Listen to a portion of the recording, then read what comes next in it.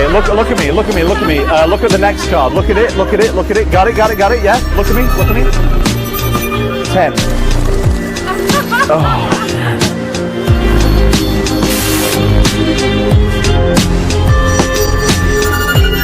You mix them, right? You mix both halves. Okay.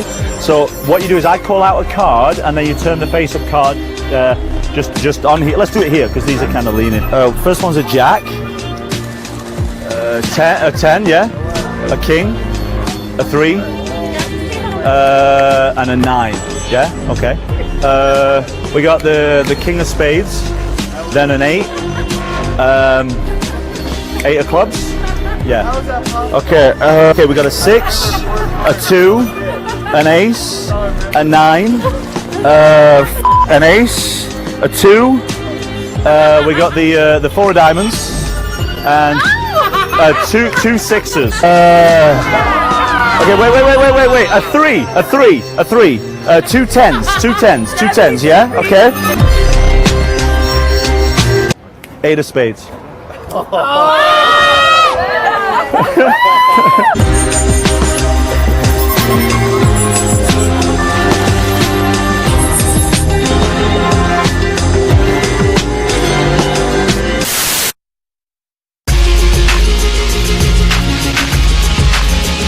And I want you to kind of mix them up. You know, back in the 30s and 40s, around the time like the war and stuff, you used to have these guys and girls actually who would do. They had like photographic memories, right? And what they do is instead of shipping in all this shit and crap and like radios and all that, they used to get these people to go in the field and then look at the scenes and they remember like names and phones and address books and everything they could see. They just remember it. So we're going to kind of do the same thing. So put both halves down here like this. And Drew, I want you. We've mixed both. You've mixed mine. I've mixed yours. I want you to pick a half. Which half? Okay, so that's the one I'm going to memorize. Okay, so pick these up. And what you're going to do in a minute, I'm going to spread these on the bar right here. And when I do, I'm going to look down. The very second I look down, I want you to deal all those cards face down in a pile like a timer.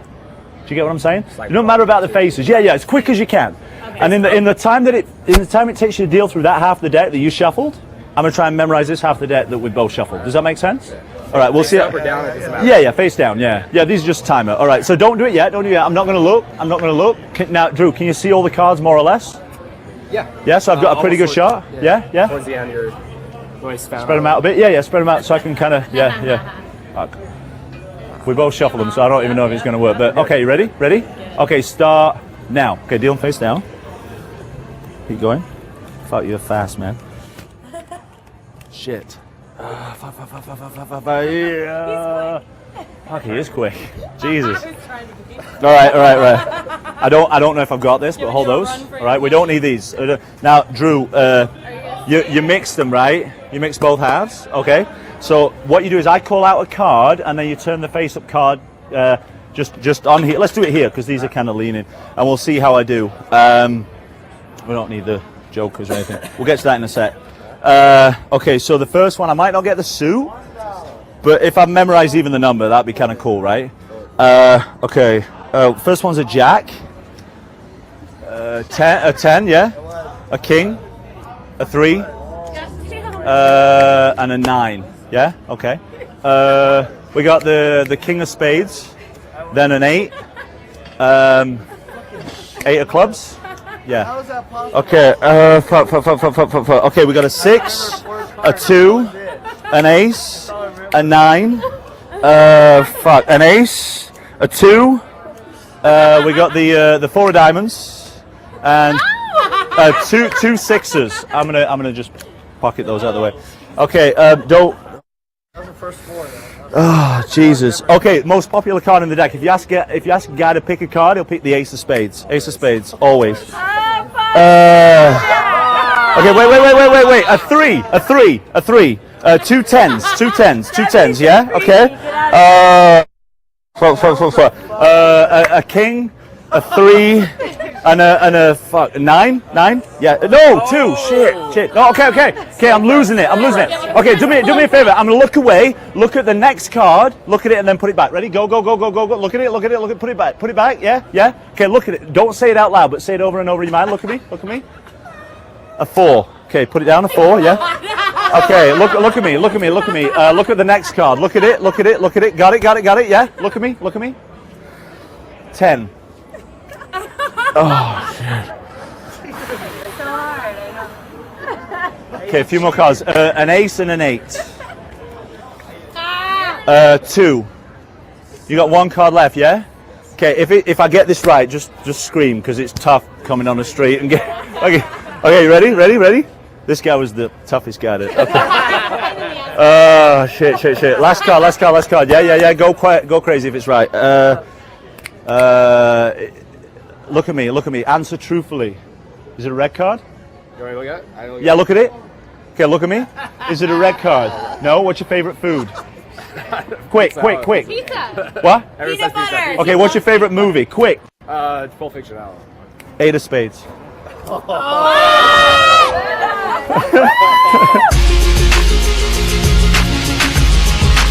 Hey, so this is kind of my version of Matt Mello's Photographic from Modern Mentalism. I want to say my version, I use that loosely because it's actually exactly the same version. I fell in love with this as soon as I saw it on Modern Mentalism because it's I recognized it right away. It's been a great routine. I mean, in many ways, yeah, it is a stacked deck, but there's nothing to remember. I don't have to remember anything, so therefore it's a real worker routine. And you've seen the performance, you've seen the reactions it gets, so how does it work? Well, here's how it works. There's actually no setup. You are going to need a full deck of cards, and you are going to need the joker from a deck of cards. So basically, the bottom 30 cards here from the face down, I'd say about 30, I'm not sure exactly, but I think it's about 30. These cards, up until the joker, are my stack, and they are stacked in an order.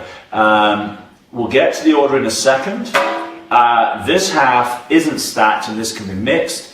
This joker, here's the cool thing about Matt Mello's approach to this stack deck, is that this joker is the crib for the stack.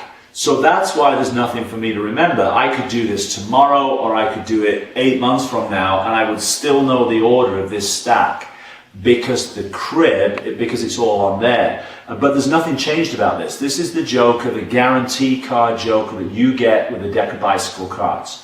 So that's pretty cool if you ask me. So how's it work? What's the crib? This is how the crib works. So what we're looking at here is the joker, the guarantee joker from a deck of bicycle cards.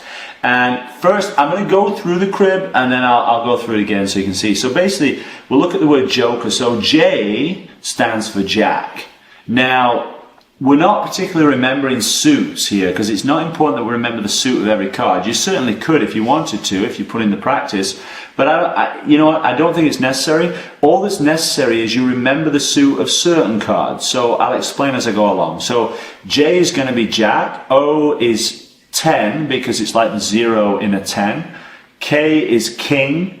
E is the number 3 because it looks like a 3 but reversed. And R is 9. This is the way that Matt Mello describes it. It just is. I think, you know, the cool thing about this is once you remember that R is 9, you will always remember that R is 9. So Jack, 10, King, 3, 9. Then we come down to the king on the bicycle here. That's going to be the next card in our stack. It's going to be a king, and on his sleeve he has spades, so it's the king of spades. So we'll go Jack, 10, King, 3, 9, king of spades.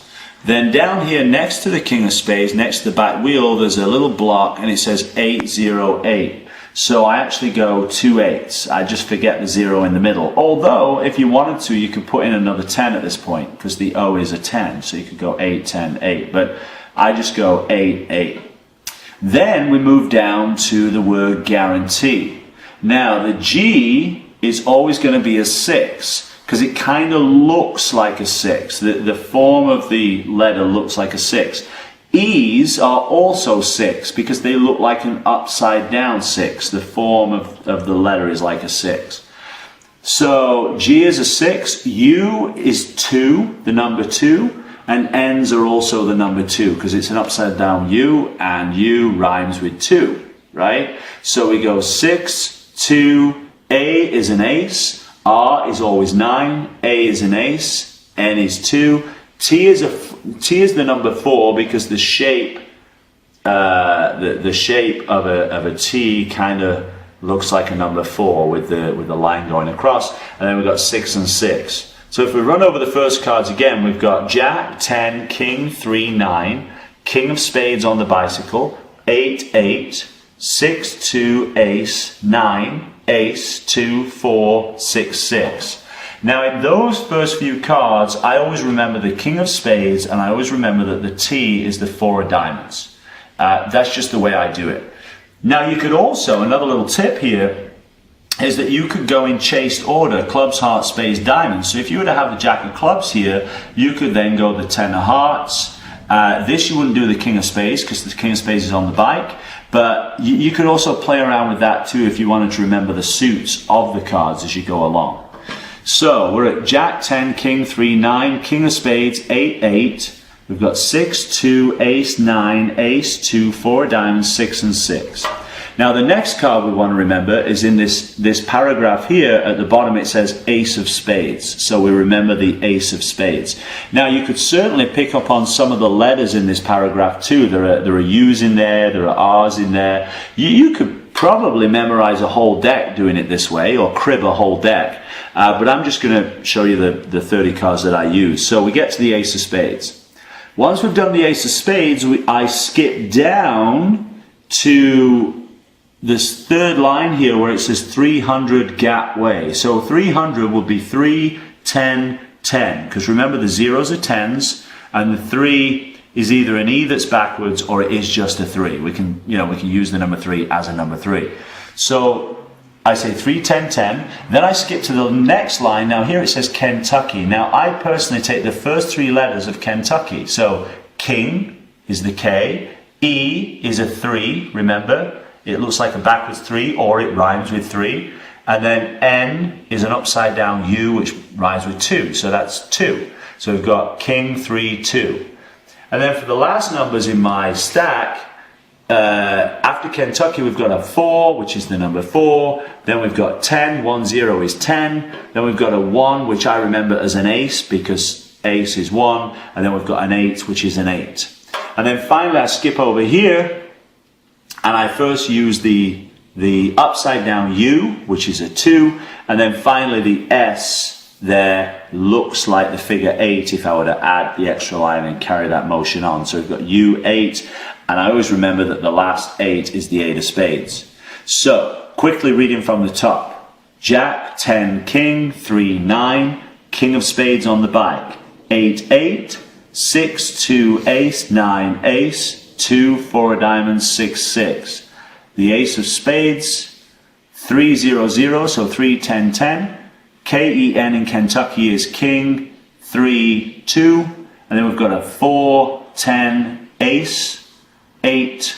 Then we've got the 2 and then 8 of Spades to finish. So King of Spades, Ace of Spades, and the 8 of Spades, and the 4 of diamonds right here in the T are the ones that I remember.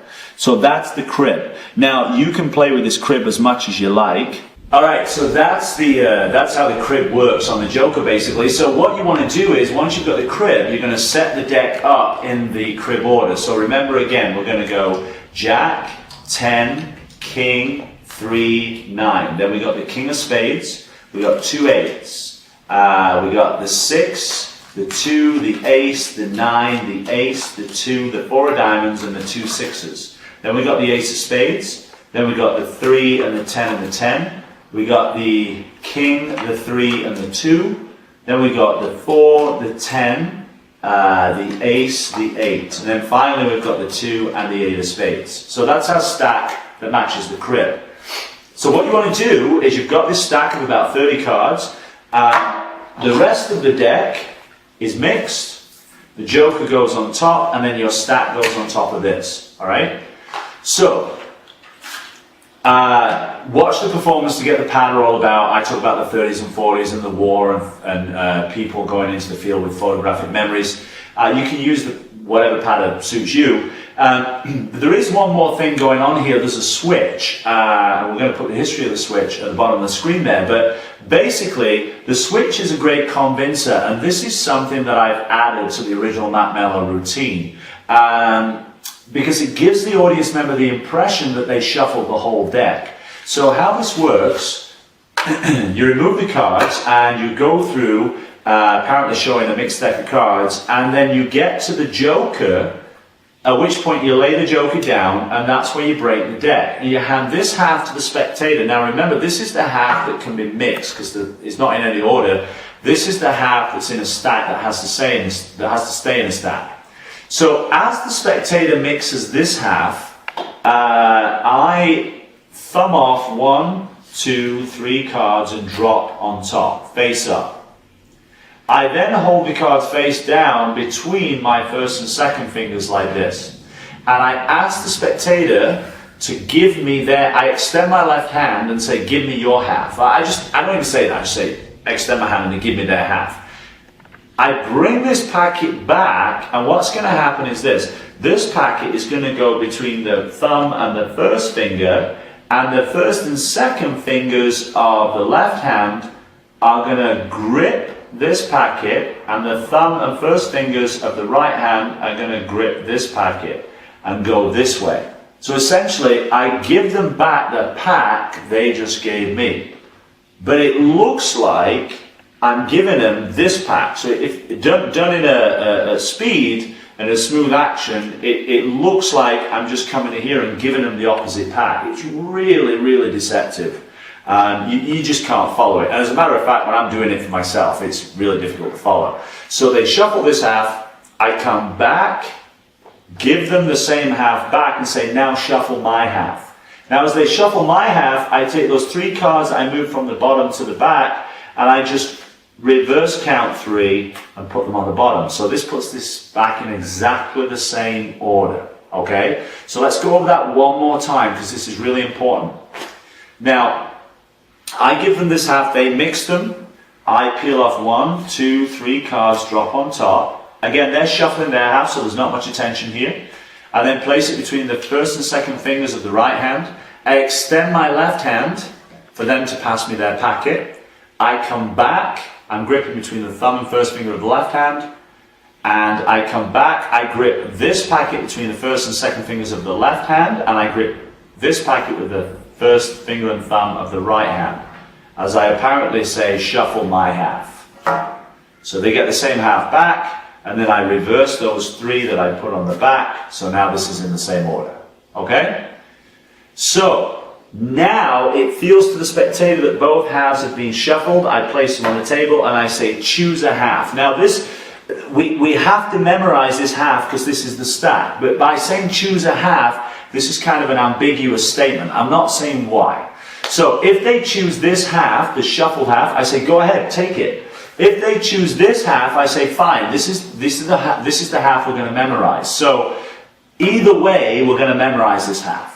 Okay? So, and that's it. The rest is theatre. So, choose a half. This one, okay, this is the half we're going to memorize. Now you can go back to the performance. They use this as a timer, and by dealing these cards face down, in the amount of time it takes them to do that, I apparently memorize this stack. And in reality, I'm not memorizing the stack. I'm just using the crib that we already learned on the Joker. And so that's it. That's Matt Mello's Photographic from Modern Mentalism, and with a few touches and the switch from Mark Spellman and Peter Nardi, and we'll give you the exact history behind that. And that's it. The great thing about this is, once you've done the routine, this is already back in the stack. So all I got to do is pick up the shuffled half, put the Joker on, put the stack on top, and put these back in the box, and it's reset. And you know, because of that crib, I can leave that and do this 6 months later, and I can remember the stack. So there's nothing for me to remember. So I personally love this, and I think from a working perspective, it's incredible. It's a real worker, and from an effect on the audience, it's it's incredible. Like, it's second to none. Like, you can see from the performance on the video that the effect on the audience is really, really cool. So that's Photographic. Enjoy it and have some fun.